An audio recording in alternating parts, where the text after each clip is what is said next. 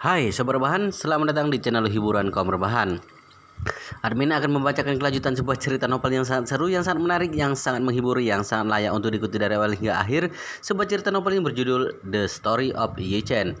Tetapi sebelum melanjutkannya, pastikan kalian sudah subscribe channel ini dan aktifkan lonceng notifikasinya agar tidak ketinggalan jika admin upload video terbaru.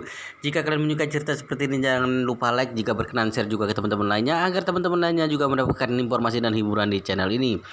Baik, kita lanjutkan di bab ke 3395. Suku bunga ini di pasar keuangan bisa disebut sebagai keuntungan besar. Masing-masing anggota kolateral keluarga Y ini memiliki hubungan yang sangat baik dengan bank dan investor. Jika mereka benar-benar ingin mengambil pinjaman, mereka dapat dengan mudah mendapatkan pinjaman besar dengan tingkat bunga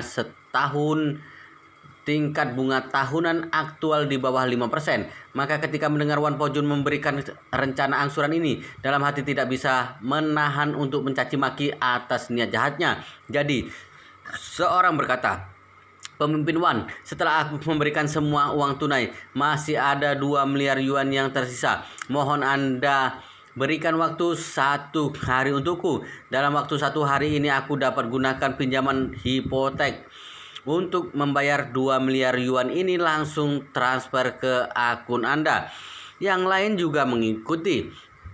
"Ya, Pemimpin Wan, selama Anda memberi kami 1 hari, kami bisa mendapatkan pinjaman hipotek. Tolong beri kami sedikit waktu." Wan Pojun berkata dengan dingin, "Batas waktu tidak mungkin diperpanjang. Masing-masing dari kalian harus melunasi semua hutang dalam waktu 1 jam. Jika tidak, kalian harus menandatangani surat perjanjian angsuran." Para anggota kolateral keluarga Y ini seketika mengerutkan kening. Saat ini Yi Tianxiao berseru, "Pemimpin Wan, aku bersedia membayar secara angsuran." Semua orang tidak menyangka jika Yi Tianxiao akan jadi yang pertama menyerah. Ketika hati ingin marah, hanya terdengar Yi Tianxiao melanjutkan, "Aku ingin membagi semua hutang menjadi 2 kali angsuran. Dalam 2 bulan, aku akan mengumpulkan semua uang." Ketika yang lain mendengar ini, mereka langsung menepuk paha mereka.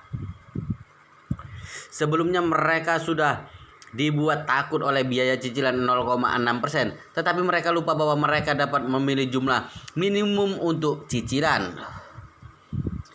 Jika dibagi menjadi 2 kali angsuran, hanya perlu membayar 2 kali 0,6%. Jika ditambahkan hanya 1,2%. Dengan cara ini secara otomatis jauh lebih ringan. Akibatnya banyak orang mulai memberikan respon positif. Ada yang ingin dibagi menjadi 2 kali angsuran, ada yang ingin dibagi jadi 3 kali angsuran, paling banyak dibagi menjadi 6 kali angsuran. Tidak ada lagi yang lebih lama. Wan Pojun tidak bisa menahan untuk mengerutkan kening. Dalam hati bisa menebak maksud dari sekelompok orang ini. Mereka pasti ingin memilih angsuran sedikit mungkin terlebih dahulu, kemudian bergegas mengumpulkan dana untuk membayar sisa hutang angsuran. Cara ini cukup membantu untuk lolos dari perangkap tingkat bunga yang tinggi dari pembayaran cicilan. Namun Wan Pojun tidak tahu harus menentukan apa saat ini. Yi Chen tidak mengatakan padanya bagaimana persyaratan pembayaran angsuran dalam hal jumlah angsuran tertentu. Tepat ketika dia tidak tahu bagaimana membuat keputusan, terdengar suara lantang yang tidak asing. "Pemimpin Wan, aku sarankan kamu untuk memberikan rasio angsuran yang stabil bagi semua yang tidak dapat membayar tunai dan memilih untuk mencicil. Harus memilih setidaknya paling sedikit 60 kali angsuran, tidak lebih dari itu." Semua orang segera mengikuti sumber suara yang datang. Hanya terlihat Yi Chen telah melangkah masuk, ditemani oleh Tang Sihai. Anggota kolateral dari keluarga Y ini sangat mengenali Yi Chen. Seketika seseorang berteriak, "Yi Chen, brengsek, apa maksudmu? Bergabung dengan orang lain untuk memeras keluargamu sendiri? Hah? Sialan, aku sungguh tidak menyangka kamu sebagai putra dari Yi Changying menjadi antek orang lain." "Yi Chen, apakah kamu masih tergolong keluarga Yi? Kami sedang diperas habis-habisan seperti ini, kamu malah seperti itu. Apa-apaan kamu?" Tidak heran anggota keluarga Yi jadi marah. Awalnya mereka ingin menyelesaikan masalah dengan 2 atau 3 kali angsuran. Dengan begitu bunga tidak akan begitu banyak. Namun Yi Chen menyarankan Wan Po-jun untuk memulai dengan 60 kali angsuran. Ini namanya benar-benar ingin merenggut nyawa orang. Suku bunga untuk satu periode adalah 0,6%, 60 periode, yaitu 36%. Jika dihitung dengan contoh model pokok hutang yang paling sedikit, dihitung dengan 60 kali angsuran, tingkat bunga sebenarnya lebih dari 100%. Karena itu mereka tentu saja tidak bersikap baik pada Yi Chen. Saat ini semua anggota keluarga Yi menganggap Yi Chen sebagai pengkhianat keluarga Yi. Selain itu mereka telah berlutut di sini sejak pagi. Dan Yi Chen, putra dan cucu sah dari keluarga Yi, malah dengan sangat sombong berjalan kemari tanpa malu berkata dengan memeras mereka. Tentu saja mereka tidak akan bersikap baik. Wan Po-jun melihat orang-orang ini berani memarahi Yi Chen. Dia sangat marah hingga ingin menyuruh para pasukan Wan Long Hol untuk menampar mulut mereka. Yi Chen malah sedikit menggelengkan kepala kepadanya, berkata dengan santai, "Pemimpin Wan, jangan pedulikan kata-kata kotor para penjahat ini. Biarkan mereka menandatangani perjanjian untuk 60 kali angsuran terlebih dahulu." Wan Po-jun tahu Yi Chen ingin bersandiwara dulu, jadi mengangguk dengan kooperatif dan berkata, "Kamu benar. Kalau begitu, aku akan memerintahkan seseorang untuk menyiapkan kontrak." Yi Chen buru-buru berkata, "Pemimpin Wan, tidak perlu repot-repot. Sekarang kontrak elektronik asalkan ditandatangani sesuai dengan peraturan juga sudah memiliki efek hukum yang sama dengan kontrak tertulis. Aku kebetulan kenal seorang pengacara besar yang baru saja kembali dari Amerika Serikat. Bagaimana kalau aku suruh dia siapkan satu template kontrak resmi, kemudian cukup hanya mengisi formulir setara pihak pertama dan pihak kedua, lalu tanda tangan kontrak secara elektronik, maka sudah akan berlaku efektif, hemat waktu dan tenaga, juga ramah lingkungan." Setelah mendengar ini, para anggota keluarga Yi, mereka semua sangat marah. Yi Tianxiao tidak bisa menahan diri untuk memaki, "Yi Chen, kamu bajingan. Kamu membantu orang luar untuk memeras keluarga sendiri. Kamu telah kehilangan hati nuranimu, lebih parah dari binatang." Yi Chen mencibir, "Siapa yang kamu sebut keluarga sendiri? Apakah kamu layak?" Yi Tianxiao menggertakkan gigi dan berkata, "Kami semua adalah keturunan keluarga Yi. Kalau bukan keluarga sendiri, lalu apa?" Anggota keluarga Yi lainnya juga dipenuhi dengan kemarahan. Beberapa orang memaki Yi Chen tidak tahu malu. Beberapa orang memaki Yi Chen karena menganggap pencuri sebagai ayahnya. Singkatnya, anggota kolateral keluarga Yi ini sangat membencinya saat ini. Yi Chen tidak peduli dengan penghinaan ini, bertanya dengan acuh tak acuh, "Kalian terus mengatakan bahwa aku mengkhianati keluarga Yi sendiri. Jika kalian benar-benar keluarga, kenapa kalian malah melarikan diri pada malam itu?" Sepatah kata dari Yi Chen ini membuat lebih dari 700 orang yang hadir berdiri di sana jadi terpaku, tidak tahu bagaimana harus merespon. Yi Chen kemudian bertanya kembali, "Jika adalah keluarga, kenapa saat keluarga Yi dalam masalah kalian semua satu persatu mengabaikan upacara pemujaan leluhur, mengabaikan rasa kekeluargaan, bahkan mengabaikan ketika seseorang ingin mengambil makam leluhur keluarga? Lebih dari 700 orang langsung melarikan diri dalam satu malam. Bahkan jika aku melepaskan lebih dari 700 ekor babi di kota Yanjing, mereka juga tidak mungkin melarikan diri dari Yanjing dalam semalam. Lihat saja kalian sekelompok orang yang tidak tahu malu ini berlari lebih cepat daripada anjing. Dalam satu malam semua melarikan diri dari Yanjing. Bahkan di antara mereka ada yang melarikan diri paling cepat, naik pesawat langsung keluar dari Tiongkok dalam semalam. Aku bertanya pada kalian, ketika kalian melarikan diri dalam semalam, kenapa tidak berpikir bahwa kita ini keluarga?" Pertanyaan balik dari Yi Chen membuat Yi Tianxiao terdiam. Mereka yang tadinya masih dipenuhi kemarahan akhirnya diam dalam sekejap. Pada kenyataannya mereka sebenarnya dalam hati sangat jelas. Ketika melarikan diri dari Yanjing dalam semalam, mereka benar-benar mengabaikan rasa kerabatan, sama sekali tidak ingin terlibat dengan keluarga Yi. Maka dari saat itu Yi Chen menjebak mereka di hadapan Wan Po Jun. Mereka hanya bisa menelan amarah mereka sampai ke dasar perut. Namun saat ini mereka semua sangat membenci Yi Chen dalam hati. Melihat ekspresi anggota sesama marganya ini, mereka seperti ingin memakannya. Tapi Yi Chen sama sekali tidak peduli. Lagi pula kepuasan di wajahnya saat ini membuat orang-orang itu serasa ingin muntah darah. Banyak orang diam-diam membayangkan dalam hati mereka, tunggu sampai masalah ini selesai. Mereka akan mencari cara untuk membenci Yi Chen, untuk memberi Yi Chen pelajaran. Wan Po Jun berkata saat ini, aku rasa 60 kali angsuran adalah pilihan sangat baik. Dengan cara ini, kalian tidak perlu merasa tertekan masalah finansial. Saat dia mengatakan itu, dia melambaikan tangannya tanpa ragu-ragu dan berkata, kalau begitu, maka kalian semua akan menandatangani kontrak 60 kali angsuran. Semua kontrak akan ditandatangani secara elektronik, gampang dan cepat. Itu saja, segera lakukan. Anggota kolateral keluarga Yi yang hadir di sana tiba-tiba penuh dengan duka. 60 kali angsuran dengan tingkat bunga yang sebenarnya telah mendekati 100%. Dengan begitu pada akhirnya apa yang sebenarnya diserahkan ke Wan Long Hol bukanlah 50% dari aset, tapi setidaknya 70%. Satu-satunya keuntungan adalah karena sebagian besar dari pembayaran ini bisa dicicil. Meskipun bunganya tinggi, waktu yang diberikan lebih longgar, sambil menghasilkan uang sambil membayar hutang. Dengan begitu, dalam 5 tahun ke depan, mereka pada dasarnya hanya sedang membantu Wan Long Hol menghasilkan uang. Sama sekali tidak ada harapan untuk bangkit dalam waktu singkat. Yi Tianxiao memandang Wan Po Jun tanpa sadar menghela napas. Pemimpin Wan, kenapa Anda meminta kami untuk menandatangani kontrak? Tidak ada kontrak apapun. Kami juga tidak akan berani untuk tidak bayar hutang pada Wan Long Hol. Kata-kata yang dilontarkan Yi Tianxiao sebenarnya juga merupakan pertanyaan yang disimpan di hati Wan Po Jun. Dia juga merasa bingung karena Yi Chen ingin Wan Long Hol untuk melakukan hal memalukan seperti ini. Kenapa tidak menyerahkan semua ini ke Wan Long Hol? Biar Wan Long Hol yang menyelesaikan semuanya. Orang-orang ini pasti tidak akan berani membantah. Tetapi anehnya Yi Chen meminta Wan Long Hol untuk melakukan intimidasi hal semacam ini. Tetapi dia masih bersikeras ingin mereka menandatangani kontrak perjanjian. Ini yang membuat Wan Po Jun tidak paham.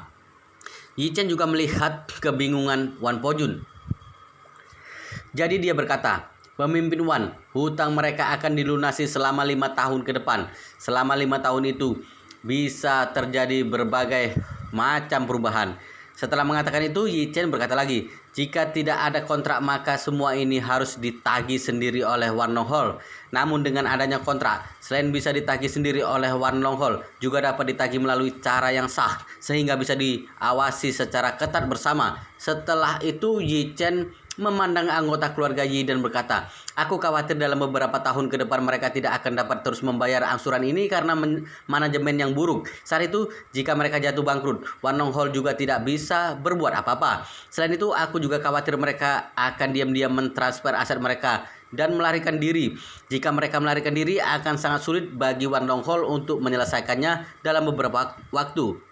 Namun, selama ada kontrak, ketika mereka memiliki masalah, aku masih dapat melindungi hak dan kepentingan Wan Long Hol melalui jalur hukum. Saat itu, aku bisa langsung menyerahkan kontrak ke pengadilan dan mengajukan permohonan untuk membekukan semua aset mereka, hingga mereka tidak akan bisa mendapatkan 1 sen uang pun.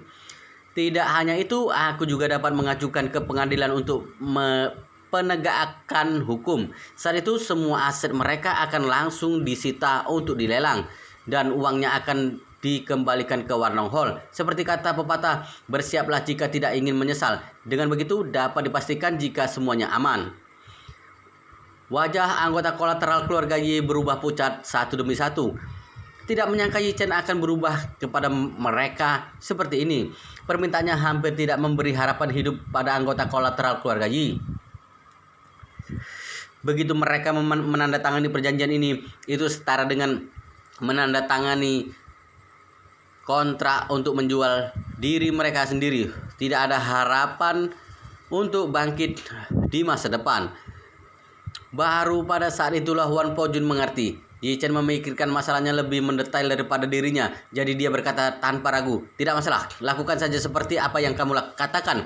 Yi Chen menambahkan, "Karena ini adalah tanda tangan kontrak, maka harus ada penerima pembayaran yang sah. Dalam hal ini, Wan Long Hall tidak cocok. Jadi cara terbaik adalah menggunakan perusahaan domestik sebagai penerima. Biarkan mereka langsung mentransfer dana ke rekening perusahaan domestik." Mengatakan itu, Yi Chen sepertinya teringat sesuatu. Dia berkata lagi, "Oh iya, kebetulan aku di Jinling punya grup di Hao. Jika pemimpin Wan tidak keberatan, dapat menggunakan grup di Hao sebagai tempat penerimaan dana. Biarkan mereka membayar semua uangnya ke akun grup di Hao." Wan Pojun segera mengerti apa yang dimaksud Yi Chen.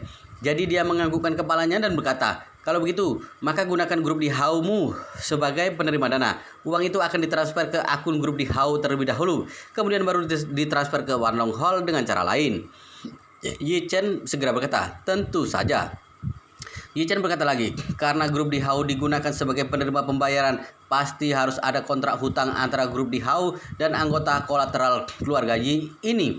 Itulah sebabnya aku sarankan padamu agar membiarkan mereka menandatangani kontrak elektronik untuk memastikan semua legalitas kontrak, sehingga dengan cara ini kedepannya dapat meyakinkan saat di pengadilan. Para anggota kolateral keluarga Yi saat ini tidak sabar untuk memakan Yi Chen hidup-hidup, karena orang ini tidak hanya menyerahkan pisau kepada Wan Pojun untuk membunuh kerabatnya, namun juga memberitahu dia di mana harus menusuk pisau dengan cara tercepat, paling akurat dan paling kejam. Untuk sementara waktu, semua orang menganggap Yi Chen sebagai musuh bebuyutan. Mereka terus berpikir tentang bagaimana cara membalas Yi Chen di masa depan akan membuatnya membayar harga yang menyakitkan. Saat ini Yi Chen langsung menelepon putra Han Meking, Paul. Di telepon, Yi Chen menjelaskan persyaratan kontrak kepada Paul secara rinci, tetapi dia tidak menyebutkan detail hubungan antara keluarga Yi dan Wan Long Hall. Hanya meminta Paul untuk segera membuat template kontrak elektronik sesuai dengan kebutuhannya. Paul sendiri tidak bekerja sebagai pengacara selama bertahun-tahun. Pada dasarnya, dia memiliki model yang sangat ketat untuk format template kontrak yang dia buat. Setelah mengetahui semua kebutuhan Yi Chen, dia langsung memodifikasi format template kontrak angsuran lalu mengirimkannya kepada Yi Chen. Setelah Yi Chen mendapatkan kontrak, dia membacanya sekilas. Setelah menemukan bahwa dia tidak ada masalah atau bug, dia menyerahkan kontrak itu kepada Wan Pojun. Wan Pojun mendapatkan kontrak itu, segera mulai meminta semua anggota kolateral keluarga Y untuk menandatangani perjanjian. Bagaimanapun, anggota kolateral keluarga Y ini tidak berani menolak. Jadi mereka menyelesaikan menandatangani kontrak elektronik.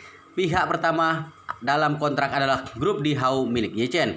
Di grup di Hao milik Yi Chen tiba-tiba memiliki lebih dari 300 miliar yuan dana hutang yang akan diterima, skalanya melebihi nilai pasar seluruh grup di Hao. Menurut isi kontrak, 300 miliar yuan dibagi menjadi 60 kali angsuran selama kurun waktu 5 tahun. Jadi setiap bulan dalam 5 tahun ke depan, anggota kolateral keluarga Y ini akan membayar Yi Chen sebesar 5 miliar yuan dan 1,8 miliar sebagai biaya cicilan admin. Dan untuk uang ini, mereka akan membayarnya selama 5 tahun tanpa henti. Tepat ketika Yi Chen menyelesaikan kontrak angsuran untuk para anggota kolateral keluarga Y, keluarga William Rothschild juga ikut serta membayar sisa hutang di situ. Hanya dalam satu upacara leluhur, Yi Chen telah mendapatkan uang tunai sebesar 5 miliar euro, 200 miliar yuan, dan hutang pokok yang akan diterima lebih dari 300 miliar yuan, serta bunga 5 tahun angsuran yang lebih dari 200 miliar yuan. Yi Chen akhirnya mengerti kenapa banyak kaisar dalam cerita sejarah suka mengeksploitasi bawahan bangsawan raja, bahkan sering menjarah saat keluarga dan mengenal kepala mereka, terutama karena bawahan raja ini satu persatu adalah gudang emas berjalan, hanya berusaha mencari keuntungan diri sendiri. Jika mereka setia kepada raja, maka semuanya akan baik-baik saja. Tetapi jika mereka bahkan tidak memiliki kesetiaan sedikit pun, tunggu apalagi kalau masih belum menjarah aset rumah mereka. Jika tidak menjarah rumah dan membatasi kekuatan mereka mulai dari sekarang, mungkin mereka akan berjuang untuk naik tahta sebagai raja. Wan Po-jun sudah menemani Ye Chen untuk waktu yang lama. Melihat masalah mulai mereda sekarang, dia datang ke Ye Chen dan berbisik di telinganya, "Tuan Yi, kapan Anda akan mengatakan yang sebenarnya kepada mereka?" Ye Chen berkata dengan santai, "Jangan terburu-buru, ini masih belum berakhir. Sebentar lagi kamu suruh mereka semua mulai dari Gunung Yeling dan bersujud tiap 3 langkah mendaki naik ke atas Gunung Yeling. Aku akan menunggu mereka di atas Gunung Yeling."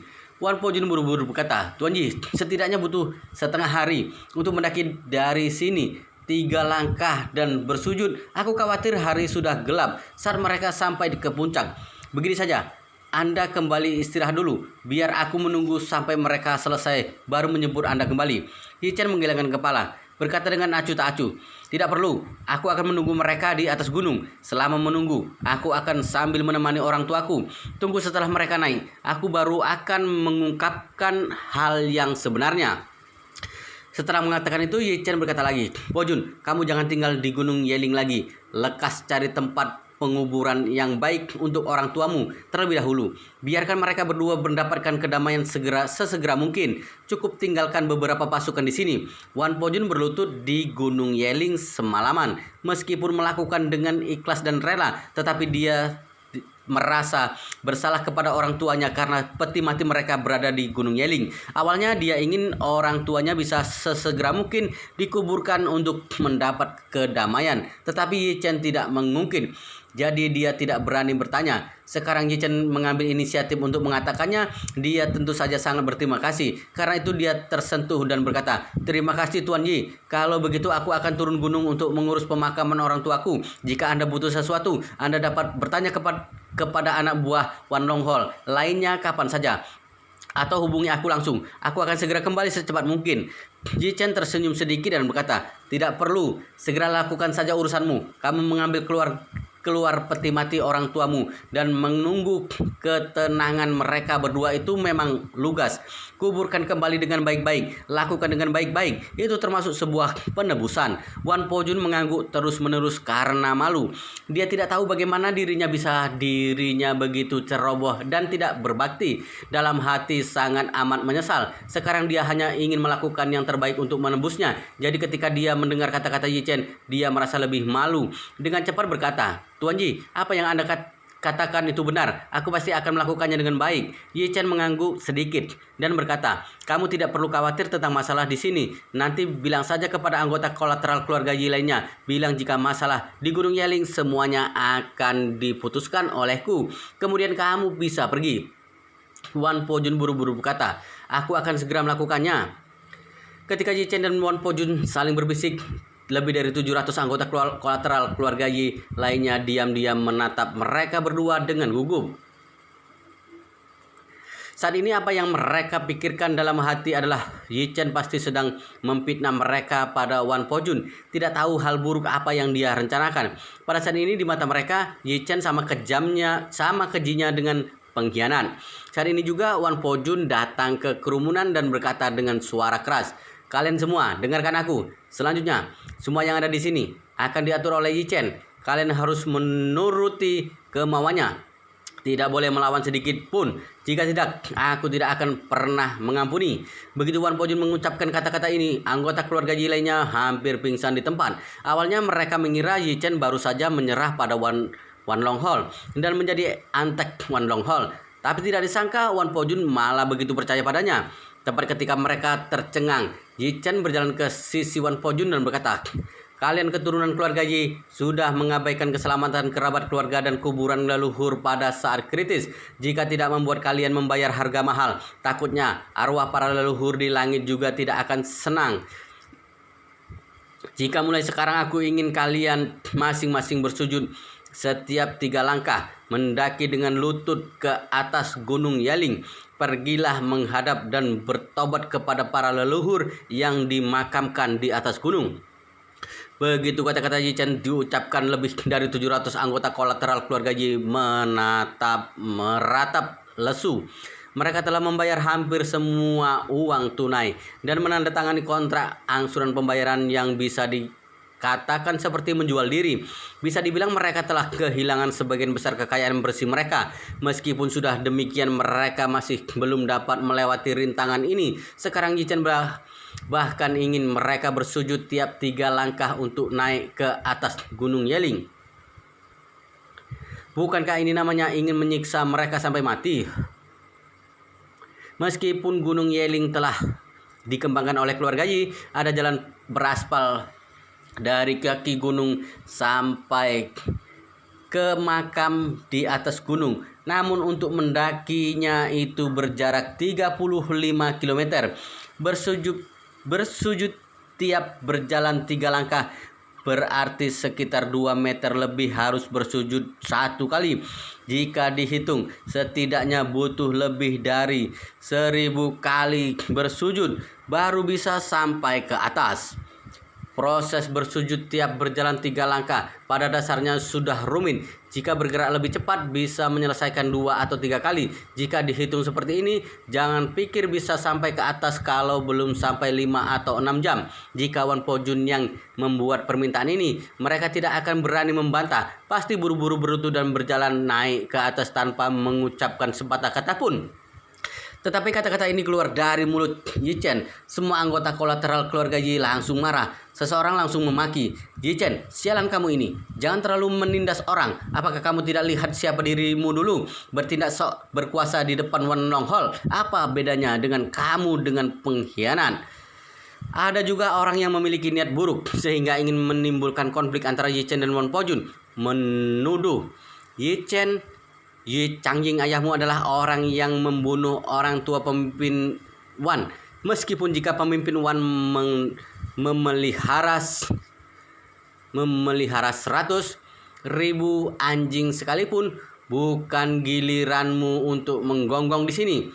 Seseorang bahkan lebih berani berkata tanpa malu, "Itu benar, pemimpin Wan. Bagaimanapun Anda tidak boleh mendengarkan kata-kata fitnah dari penjahat tercela ini. Keluarga Yi adalah musuh yang telah membunuh ayah Anda. Dia malah membuat kami berlutut dan menyembah leluhur keluarga Yi di hadapan Anda." Hatinya berniat buruk. Wan Po Jun terkejut mendengar komentar dari sekelompok orang di hadapannya ini pada saat yang sama. Dia berpikir, "Aku merasa jika Tuan Yi agak terlalu kejam terhadap kerabatnya ini, tapi sekarang aku baru mengerti. Sekelompok orang ini memang pantas menerimanya. Jika aku ada di posisi Yi Chen, melihat wajah mereka, maka aku sudah akan membunuh mereka." Memikirkan hal ini, wajah Wan Po Jun sangat marah sehingga berteriak dengan suara dingin, "Dasar lancang, seperti yang sudah aku katakan tadi, yang ada di sini semua keputusan berada di tangan Yi Chen. Kalian malah berani membangkang. Apa niat kalian?" Semua anggota keluarga Yi gemetar ketakutan. Wan Po Jun menginstruksikan kepada beberapa pasukan di sekelilingnya, "Cari orang yang berurusan menghina Tuan Yi. Tampar mereka masing-masing 100 kali, bukan 500 kali." Wan Po Jun adalah orang yang sangat menjunjung tinggi persahabatan. Ini juga adalah hal yang membuat Wan Long Hall bisa beroperasi hingga sekarang dan juga merupakan kunci dari kesuksesannya.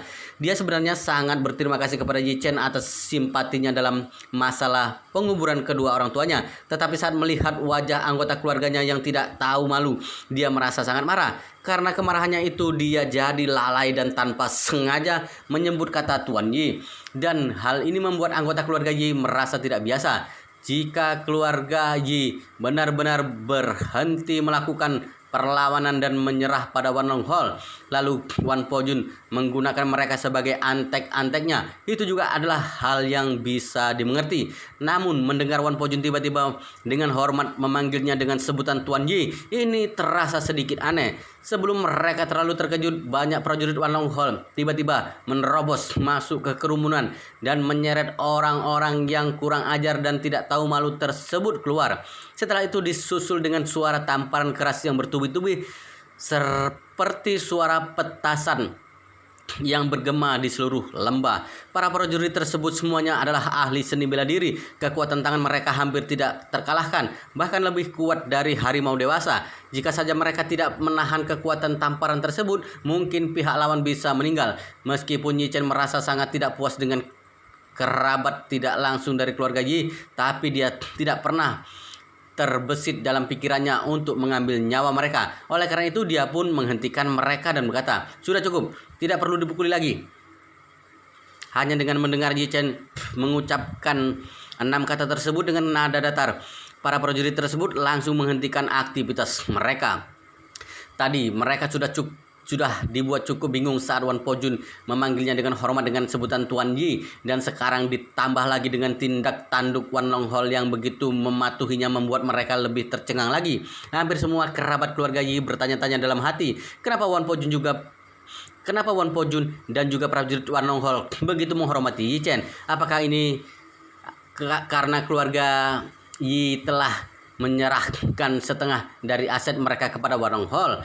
Tapi ini sepertinya kurang realistis. Selama ini mereka tidak pernah mendengar kalau ada agresor yang akan bersikap begitu hormat kepada korbannya setelah dia berhasil melakukan agresinya. Biasanya orang-orang seperti itu tidak memiliki belas kasihan ataupun moral. Mereka biasanya akan meminta korbannya untuk melakukan sesuatu. Jika korbannya tersebut bisa memenuhi permintaan mereka, mereka tidak mungkin akan berhenti sampai di sana. Mereka pasti akan mengajukan permintaan lainnya dan juga seterusnya sampai korbannya kehilangan segalanya. Meski reputasi Wan Long Hol sangat tinggi dan mereka tidak mempersulit keluarga Yi lagi setelah berhasil menyuruh keluarga Yi mengeluarkan setengah dari aset mereka, tapi juga tidak perlu sampai bersikap begitu hormat kepada mereka.